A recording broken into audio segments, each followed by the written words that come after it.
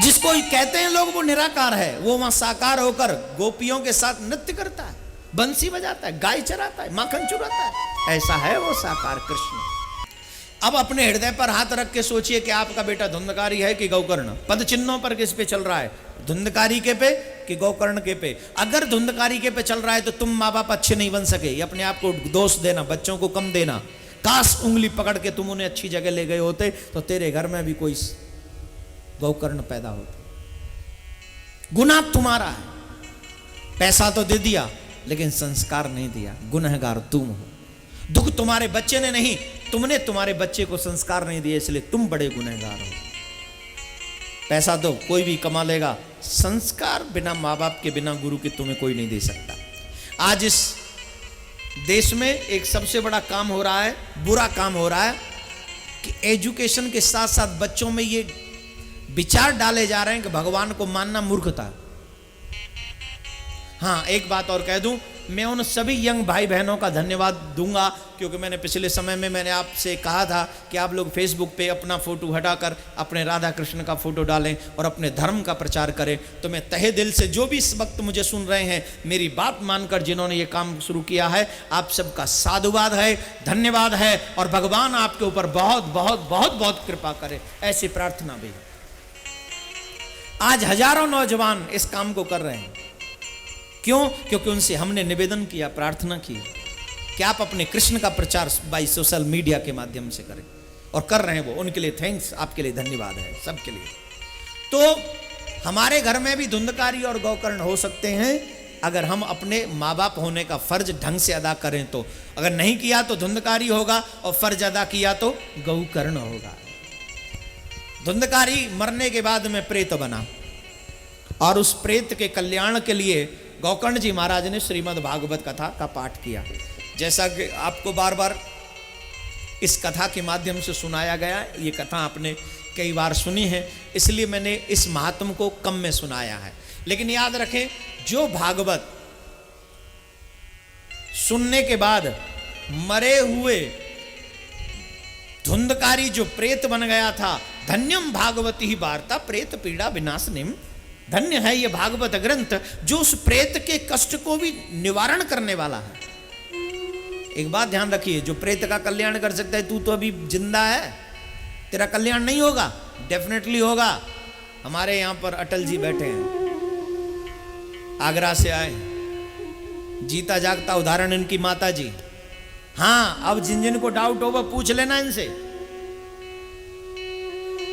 7वें दिन इनकी माताजी नृत्य करते करते भागवत में भगवान के धाम के लिए ऑन द स्पॉट इन कथा पंडाल, जैसे ही आरती होने वाली थी, आरती से पूर्व भगवान के धाम के लिए प्रस्थान करती है। ये अटल जी यहां पर बैठे हैं, उनकी माताजी ने ही ये शुभ गति प्राप्त की थी। सन 2007 की बात बता रहा हूं, सन 1728 की नहीं बता रहा हूं, सन 2007 की बात बता रहा हूं। लोग कहते हैं भगवान नहीं मिलते, अरे बाबरे मिलते हैं। हमारे पास आके तो देखो, भगवान पर यकीन करके तो देखो। God will not give you anything if you don't believe in God. अगर तुम भगवान पर यकीन नहीं करोगे तुम्हें कुछ नहीं मिलने वाला। First you believe in god then you see. यकीन करके देखो, फिर देखना कि भगवान तुम्हें क्या देता है। अटल जी की माता जी को दिया, वयोवृद्ध नहीं थी, आई थिंक 65-66 साल की होंगी, 68 की होंगी, ज्यादा इससे बड़ी नहीं थी, और नृत्य करती करती भगवान के धाम के लिए चली गई। क्यों? ये सदगति भागवत ने ही उनको प्रदान करी। राजा परीक्षित को तो भागवत के बाद इंतजार करना पड़ा गंगा के तट पर, लेकिन इनकी माता जी को इंतजार नहीं करना पड़ा। जैसे ही भागवत पूरी नृत्य करते करते हरि के धाम के लिए प्रस्थान कर गई। यहां पर यह बात सिद्ध होती है, भागवत मोक्ष प्रदायिनी है। इसलिए जितने भी नौजवान भाई बहन यहाँ सुन रहे हैं अथवा वयोवृद्ध लोग सुन रहे हैं, सबसे एक ही प्रार्थना, भागवत से आप जो भी मांगेंगे आपको मिलेगा। शर्त सिर्फ इतनी है, जो भी मांगो दिल से मांगना, जो भी कहो दिल से कहना, जो भी सुनना हो दिल से सुनना। और इसके बाद मैं वादा करता हूं आपसे, आप जो चाहेंगे मिलेगा। लेकिन एक और बात कह दूं, दुनिया की कोई वस्तु न मांगो तो ज्यादा बेटर है। अनपथ्यो मोक्ष कामाम शृणो याच्च कथाम्यमाम। अगर तुम दुनिया की कोई वस्तु नहीं मांगोगे तो क्या मिलेगा? मोक्ष कामाम। अनुपथ्यो मोक्ष कामा, तुम्हें मोक्ष की प्राप्ति होगी। मैंने क्या कहा था शुरुआत में? जन्म से लेकर जीवन तक, जीवन से लेकर मृत्यु तक, मृत्यु से लेकर मोक्ष तक जिम्मेदारी किसकी? जगन्नाथ की। क्यों? बोले ये जगत का नाथ है, इसकी जिम्मेदारी है। ये हर चीज तुम्हें देता है, अवश्य देता है, लेकिन कब? जब तुम उस पर यकीन करो, विश्वास करो। मिलेगा तभी जब इस पर यकीन कर लोगे। और अगर यकीन कर लिया, इसके लिए तुम 2 कदम आगे बढ़ा कर तो देखो, मेरा ठाकुर तेरे लिए 1000 कदम बढ़ा देगा। क्यों? ये मेरे ठाकुर का स्वभाव है। जो तू आवे एक पग, मैं आऊं पग 60, जो तू करो काट सो, मैं लोहे की। अगर तुम 1 कदम मेरे लिए आगे बढ़ाओगे तो मैं तुम्हारे लिए 1000 कदम बढ़ा दूंगा। और तुम समझो कि मैं काठ हूं, मैं नहीं बढ़ूंगा, तो भगवान कहते हैं लोहा मैं ही हूं। काठ को तो जलाया जा सकता है, लोहे को नहीं। तुझसे भी मजबूत हूं, और अगर कोमल बन के आएगा तो मैं तुझसे भी ज्यादा कोमल हूं, तुझसे भी ज्यादा कोमल हूं मैं। इसलिए आप ले, आज जितने भी लोग यहां बैठे हैं, कोमल बनकर बैठिए भगवान के चरणों में, अपनी मैं को भूल कर बैठिए। क्यों? अष्टावक्र गीता में स्वयं अष्टावक्र जी ने लिखा है, पढ़ लेना थोड़ा सा।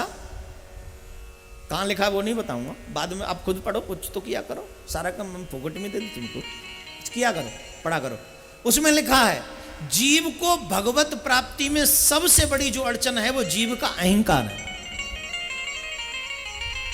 जीव जो कहता ना मैं हूं, कईयों को तो इसी बात का हम जजमान बने, साहब कोई फ्री में तो आए ही नहीं है। यही बातों का अभिमान है, तू जजमान बने, जजमान बने तो बने गो। और क्यों? अरे महाराज हम तो तुम्हारे पीछे इतनी दूर से आए और तुम जो है हमें रहने की जगह नहीं दे रहे। अरे कहां ते दे दे जी का, मेरो आज कोई भी अभिमान हो सकता। हम लोग इतने बड़े पैसे वाले महाराज। एक व्यक्ति देखो, एक पागल मिल गया हमको एयरपोर्ट पे, जब हम यहाँ आ रहे थे ना, एक पागल मिल गया, पीछे पड़ गया हमारे। महाराज मैं डोनेशन देता हूँ, मैं डोनेशन। अरे मैं क्या करूँ तेरे डोनेशन को? नहीं महाराज आप मुझे अपना नंबर दे दो। मैंने मेरा भैया खाली है महाराज, मैं डायरेक्ट आप ही को डोनेशन दूंगा। मैं तू जा रहा हूँ वो ये देख जाएगा। मिल जाते हैं ऐसे लोग। महाराज मैंने आपको टीवी पे देखा है, तो मैं क्या करूं? महाराज आप मेरे को बताओ क्या क्या डोनेशन देना है, कहां का डोनेशन देना है? अरे तू जा भाई, द्वारकाधीश यहां से जा। अभी अभिमानी तो मैं देता हूं।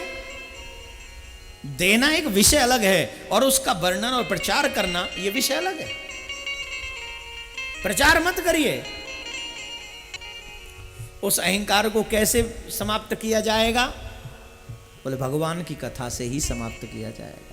जब तुम निर्मल मन होके, कोमल मन होके, सॉफ्ट मन होकर भगवान की कथा सुनोगे तो मैं यकीन के साथ कहता हूँ मेरा ठाकुर जी तुम्हारे अहंकार को अपने आप समाप्त कर देगा। और जिस दिन अहंकार समाप्त हो गया तुम्हें भगवान से मिलने से कोई नहीं रोक सकता। तुम भगवान से मिलोगे मिलोगे मिलोगे।